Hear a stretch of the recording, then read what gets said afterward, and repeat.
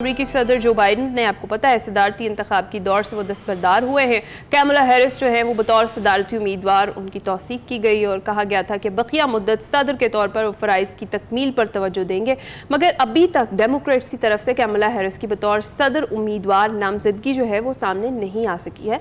अगर Kamala Harris सदारती इंतखाबात के लिए डेमोक्रेट्स की नामजदगी जीत जाती हैं और इंतखाबात में कामयाबी हासिल कर लेती हैं तो वो अमरीका की पहली खातून सदर होंगी और कैमला हैरिस सदारती उम्मीदवार के लिए बड़ी उम्मीद है और वो ये कहती हैं कि नामजदगी के हुसूल और सदारती इंतखाब जीतने के लिए वो काफ़ी पुरअज़्म है। कैमला हैरिस ने डोनाल्ड ट्रंप को तनकीद का निशाना भी बनाया और उन्होंने कहा कि साबिक अमरीकी सदर को कहा कि वो दरिंदा सिफ्त और धोखेबाज हैं, तशबीह दी और कहा कि ट्रंप किसी जुर्म में सज़ा पाने वाले पहले अमरीकी रहनुमा हैं। दूसरी जानिब कैमला हैरिस को डेमोक्रेटिक पार्टी का सदारती उम्मीदवार बनने के लिए कई अहम डेमोक्रेट्स गवर्नर्स की हिमायत हासिल है और कैमला हैरिस ने सदारती उम्मीदवारों की जो नामजदगी है उसके लिए दरकार 75% डेलीगेट्स की हिमायत जो है वो अभी तक हासिल कर ली है। बिल्कुल, और अमेरिकन मीडिया ये कह रहा है कि Michigan, Illinois, Minnesota, Wisconsin, Kentucky के गवर्नर्स ने कैमला की हिमायत की है। 50 डेमोक्रेट अरकान कैमला की हिमायत कर चुके हैं, जबकि पार्टी अगस्त में होने वाले कन्वेंशन में सदारती उम्मीदवार नामजद करेगी। So let's see if she is the one या फिर इसमें कोई तब्दीली आती है। और इस कन्वेंशन के हवाले से अगर बात करें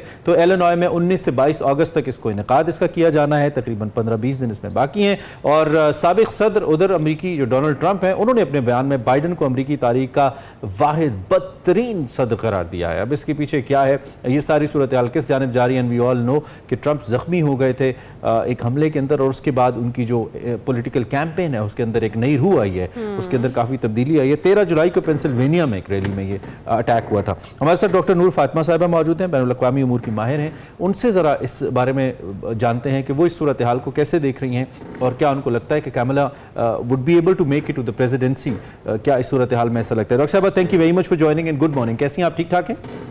good morning, thank you so much. Thank you for joining.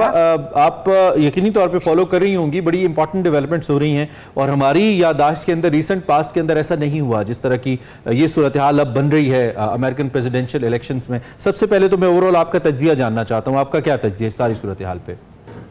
देखिए, जहाँ तक बात है कि बड़ी डिसअपॉइंटमेंट हुई है दुनिया में इस चीज की कि इन्होंने जो विड्रॉ किया है जो बाइडेन ने, लेकिन it was not unexpected Imran also because कि उनकी हेल्थ कंडीशंस और जिस तरह से उनको उनकी मेडिकल टीम जो है एडवाइस कर रही थी, बहुत सारे जो है मेजर्स लेने के लिए जिसके लिए वो रेडी नहीं थे। लेकिन अगर आप देखें तो लॉन्ग हिस्ट्री है उनकी जो आपके डेमोक्रेट्स की जो पॉलिटिक्स है यूएस के अंदर, तो इसलिए उनका जो है वो एग्जिस्टेंस और उनका रेस में रहना जो है वो बहुत इम्पोर्टेंट था फॉर द डेमोक्रेट्स।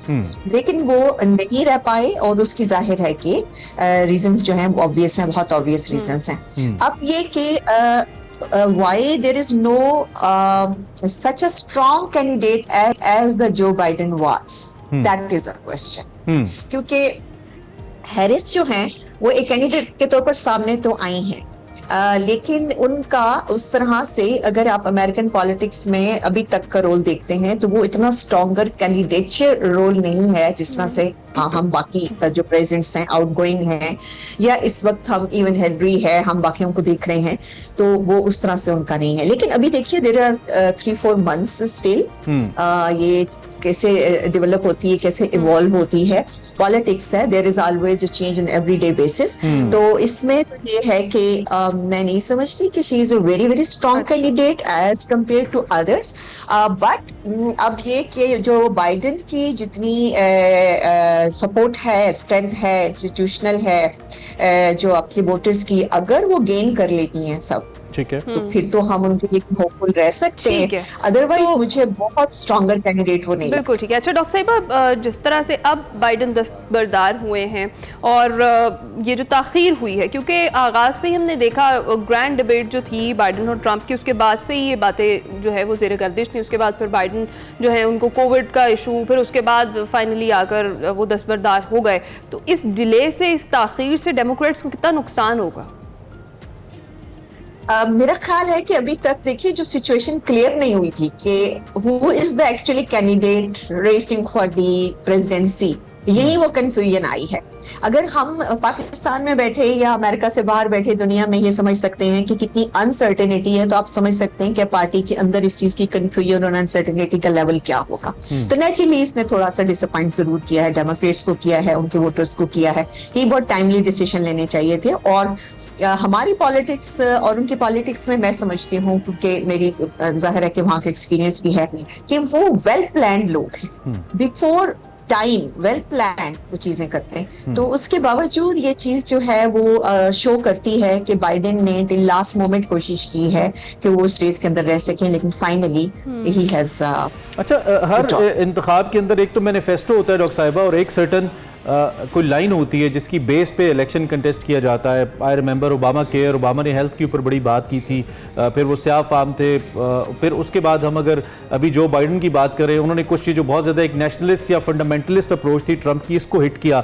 लेकिन अब आके जो बाइडन को पैलेस्टाइन के मामले पर बड़ी तनकीद का सामना करना पड़ा, और माशी मामलात में भी अमेरिका कुछ बहुत सिग्निफिकेंट नहीं कर पाया है। लेकिन ये मैं आपके सामने सवाल रखता हूँ, आपके ख्याल में कौन सा ऐसा की पॉइंट है जिसके ऊपर इस वक्त अमेरिकन पॉलिटिक्स और ये इलेक्शन आने वाला बेस करेगा, जिसकी बेस पे यू थिंक अमेरिकन वोटर इस बेस पे वोट करेगा? देखिए, उनके नेशनल इश्यूज हैं, वो तो अपनी जगह मौजूद है। बस एज एन इंटरनेशनल कम्युनिटी हम किस चीज से कंसर्न है और उनकी नेशनल इंटरनेशनल पॉलिटिक्स कैसे इंपैक्ट करेगी, हम बेसिकली उससे कंसर्न है। और दुनिया, हम नहीं, आई मीन पूरी दुनिया के लीडर्स, जब उन्होंने विड्रॉ किया है तो सब लीडर्स की अपनी अपनी स्टेटमेंट्स आई हैं, उनके एक्सप्रेशन आए, और आपने उसको देखा होगा। देखिए, दुनिया में इस वक्त एक तो ये समझना चाहिए कि जो उनकी नेशनल जो डायनामिक्स हैं और जो नेशनल इंटरेस्ट हैं, वो मोर और लेस सेम रहते हैं। ये by and large every party will follow the same national interest. ऐसा नहीं हो सकता कि बिल्कुल कोई रेडिकल चेंज, ये आप नहीं देखेंगे, चाहे वो ईरान का मसला होगा, चाहे वो पैलेस्टीन का मसला होगा, चाहे वो यूक्रेन की वॉर का मसला होगा, चाहे वो मिडिल ईस्ट में क्राइसिस का इशू होगा या चाइना का इशू होगा। आप देखेंगे कि बहुत रेडिकल आपको चेंज नजर नहीं आती। हाँ, चेंज किस चीज में आती है? मेथड में, टूल्स में, how to deal with that foreign policy, right? अब जैसे आपने कहा फंडामेंटलिस्ट अप्रोच थी, तो ट्रंप का एक हार्ड लाइन जिसे कह लें कि वो ट्रंप जो है उसने कोशिश की डिवाइड करनी। जैसे उन्होंने कहा अमेरिका फर्स्ट, याद है आपको कि उसके अंदर ये मैनिफेस्टो में जैसे ओबामा केयर की बात की, तो इनके यहाँ अमेरिका फर्स्ट था। सबसे पहले क्या कि I will build a wall, if you remember, Mexico का, लैटिन अमेरिका के दरमियान एक वॉल है जी। अमेरिका, अभी जो बाइडेन ने, इसने भी यही किया, लेकिन इसने ये कहा उन मुल्कों को, लैटिन अमेरिकन को पर्टिकुलरली, कि आप खुद लोगों को रोकें कि इलीगल इमिग्रेशन जो है वो क्रॉस ना करें, बॉर्डर क्रॉस ना करें। उन मुल्कों को उसको दिया, इम्पोज नहीं किया। सेकेंड बात बाइडेन की क्या थी कि इसने क्लोज रिलेशंस बनाए हैं दुनिया के मुल्कों के लीडर्स से, इसने ब्लॉक्स बनाए हैं, क्लोज इसने रिलेशन डेवलप किया है। जिस तरह से ट्रंप ने क्या किया था कि नेटो को क्रिटिसाइज फॉरन, कि नेटो जो है उसके लिए जो मुल्क पे करेगा सिर्फ उसके लिए नेटो करेगा, हम नेटो की कॉस्ट क्यों उठाएं, ठीक है?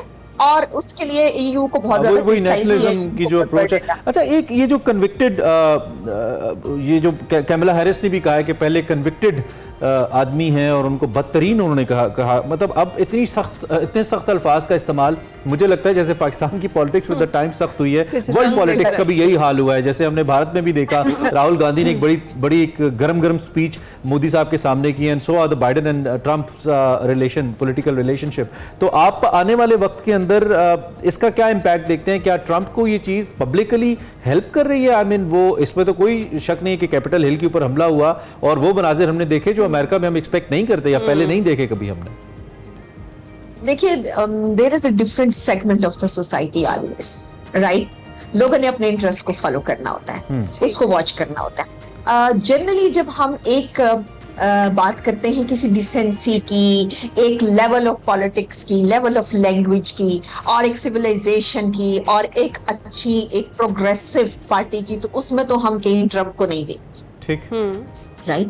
लेकिन एक सेगमेंट ऑफ द सोसाइटी वो भी है जो हमारे यहाँ भी है कि हम जो चाहे बोल सकते हैं, जो चाहे कह सकते हैं, जिस अंदाज में चाहे रिएक्ट कर सकते हैं, राइट? और वो आपको नजर आता है। एक वो अब पूरी दुनिया के अंदर एक एवोल्यूशन शुरू हो गई है, जो कि एक प्रोग्रेसिव एवोल्यूशन होनी चाहिए थी। मैं नहीं समझती कि वो प्रोग्रेसिव है, तो उसमें आप देख सकते हैं कि उनका हमें नजर आता है वो चीज, लेकिन मैं नहीं समझती। देखिए एक स्टेज पे आके जो आपकी नेगेटिव वाइब्स हैं या नेगेटिव दूसरों की, वो चीज आपको पे करती है। ऐसा नहीं है अच्छा। कि कहीं आपको उसका इम्पैक्ट नहीं आता। जी तो डॉक्टर भाई, कुछ ये भी खबरें हैं कि बाज़ रिपब्लिकन्स जो हैं वो बाइडन को फोर्स कर रहे हैं कि वो सदारत से भी इस्तीफा दें, लेकिन बाइडन जो है वो इससे इनकारी हैं इस सिचुएशन में फिलहाल। क्या टेक है आपकी इस पे? देखिए, मेरा ख्याल है कि ये चीज तो शायद बाइडेन कभी भी नहीं करेंगे। देखिए उन्होंने तो विड्रॉ बड़ी मुश्किल से किया है उस रेस के अंदर जाने से, तो वो ये कभी नहीं करेंगे। एक विशफुल थिंकिंग तो नेचुरली हो सकती है, वो हमारे यहाँ भी है, वो हर मुल्क में। अगर मैं आपकी शक्ल पसंद नहीं करती तो मैं आपसे कहूँ आप रिजाइन कर, ठीक है ना।